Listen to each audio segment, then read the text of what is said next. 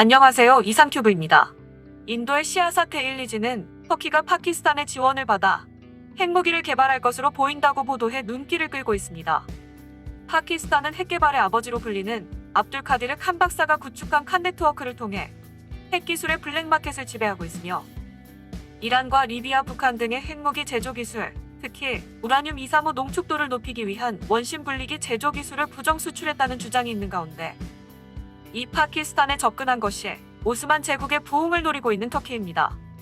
에르도안 대통령은 과거에 핵무기를 탑재한 나라가 한둘이 아니며 터키 근처에 이스라엘도 있으며 터키가 핵무기를 보유하지 않은 이 상황을 도저히 받아들일 수 없다고 말한 바 있어 분명하게 핵무기 보유를 언급한 것은 아니지만 터키의 핵무기 보유 야망은 더 이상 공공연한 비밀이 아니라고 해도 무방합니다. 그랬던 터키가 핵무기 제조 기술 수출에 정평이 난 파키스탄에 접근하는 것은 당연한 선택이며 에르도안 대통령은 파키스탄의 숙적인 인도를 공개적으로 비판하는 등 파키스탄 지지를 천명하고 공격 헬기와 무인 항공기, 후리기탐 등 재래식 무기 공급을 통해 파키스탄군의 무기 현대화를 지원하고 있습니다. 또한 지난해 12월에는 양국 고위 관리와 방위산업체 관계자들이 만나 핵무기 운반 체계에 대한 협의가 이뤄졌으며 파키스탄은 특히 터키의 미사일과 무인 항공기에 관한 기술 이전을 요청했다고 인도의 시아사트 에일리즈는 보도했습니다. 인도 측 입장에서는 파키스탄군이 터키로부터 바이렉탈 TB2나 순항미사일 솜 제1을 입수해 배치하면 인도 보안상의 문제가 되기 때문에 이는 무시할 수 없는 문제입니다. 특히 파키스탄군이 가지고 있는 핵무기 운반 수단은 탄도미사일과 지상발사형 순항미사일에 한정되어 있는데 터키에서 공중발사형 순항미사일 기술을 입수하면 파키스탄군의 핵무기 운반 수단이 다양해질 우려가 있어 인도로서는 용납할 수 없을 것입니다. 덧붙여서 터키와 파키스탄의 2차 회담은 2021년에 열릴 예정입니다. 이 회담에서 파키스탄은 터키제 미사일 기술 이전과 터키제 UAV-91, 우라늄 235 농축도를 높이기 위한 원심 분리기를 터키가 생산할 수 있도록 파키스탄의 기술 지원 등이 논의될 것이라고 시아사트 에일리는 전했습니다. 이런 인도 미디어의 보도가 사실인지는 불명하지만 터키와 파키스탄의 급속한 접근은 이슬람 제국끼리의 대립이나 분열에도 관계가 있습니다. 현재 이슬람 협력기구는 무함마드 빈 살만 왕세자가 인솔하는 사우디아라비아를 중심으로 하는 세력과 터키와 파키스탄, 말레이시아로 구성된 신흥 세력이 대립하는 관계로 중진인 살만 왕세자의 영향력을 배제하고 OIC 내에서 영향력을 높이고 싶어하는 터키와 파키스탄은 여러 부분에서 생각이 일치하고 있다고 생각하기 때문에 양국의 관계는 매우 견고한 것입니다. 따라서 인도의 시아사트 에일리가 보도했듯이 두 나라의 거래가 물밑에서 이루어지고 있는 것은 전혀 이상하지 않지만 터키는 나토 회원국이라 설사 핵무기 개발에 필요한 재료가 갖춰진다 해도 실제로 터키가 정치적으로 핵무기 개발을 강행하는 것은 별개의 문제입니다. 하지만 터키가 정치적으로 엄청난 부담이 될 핵무기 개발에 서두르는 이유는 미국과 터키의 관계가 조금씩 비틀어지자 미국이 터키에 배치한 핵무기를 그리스로 이동 배치시킬 수 있다는 보도가 작년부터 조금씩 나왔기 때문입니다. 작년 여름에는 그리스 언론인 그릭 시티타임즈가 터키 인지르리크 공군기지에 보관되어 있는 미국의 핵탄두를 그리스 크레타 섬에 있는 미군 기지로 이동시키려 하고 있다고 보도해 눈길을 끌었습니다. 터키와 시리아 국경 근처에 있는 인지르리크 공군기지는 미 공군과 터키 공군이 공동 사용하고 있으며 나토의 핵폭탄 공유에 따라 이 기지는 미국의 전술 핵무기 B-61로 추정되는 핵무기 50발이 보관되어 있는 것으로 알려져 있습니다.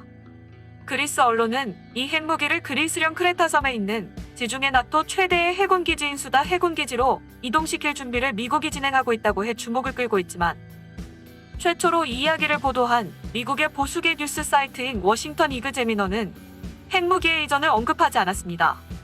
워싱턴 이그제미너의 기사에 따르면 당시 위스콘신주 상원 외교 문제 소위원회 유럽 담당 위원장을 맡고 있었던 론 존슨 상원 의원은 최악을 대비해 인지르리크 공군기지에서의 철수 준비를 추진할 필요가 있다고 보도했으며 인지르리크 공군기지의 대체 방안으로 거리가 가까운 그리스의 수다 해군기지의 위상 강화를 주장하고 있으나 전술 핵무기 B-61의 이동은 언급하지 않았습니다.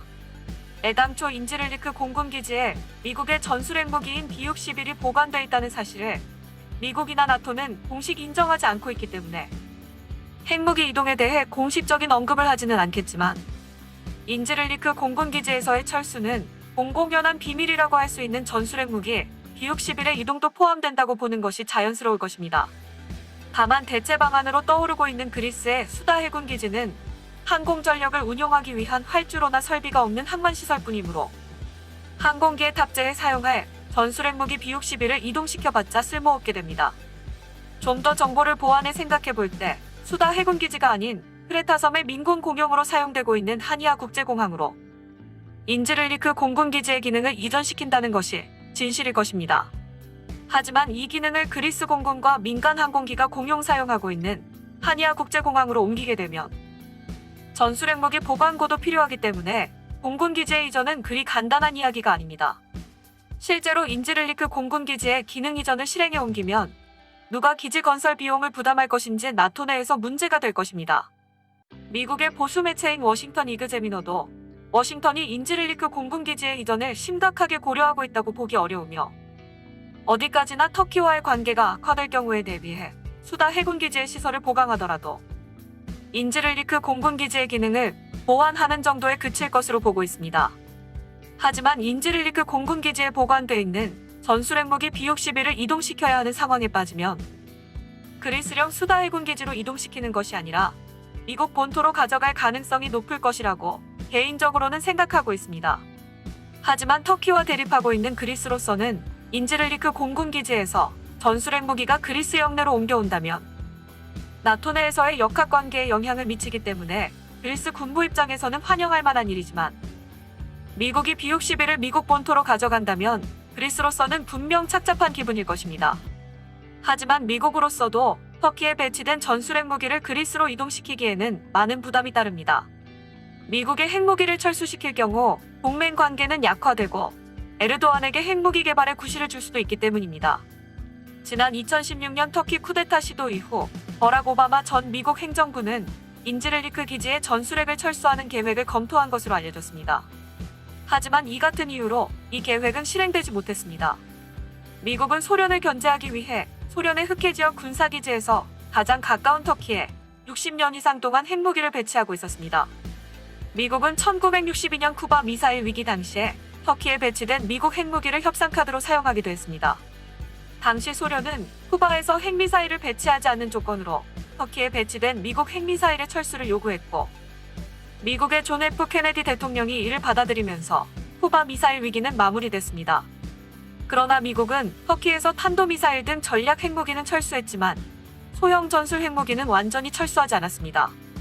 이런 미국과 터키의 관계는 세월이 흐르면서 공동의 이익을 공유할 수 없게 되면서 점점 틀어지고 있으며 터키는 서방에서 도입했던 각종 무기를 자체 개발하기 위해 노력하고 있으며 최근에는 엄청난 성과를 올리고 있습니다.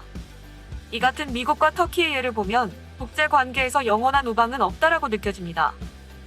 이상 마치겠습니다. 시청해주셔서 고맙습니다. 이상큐브였습니다.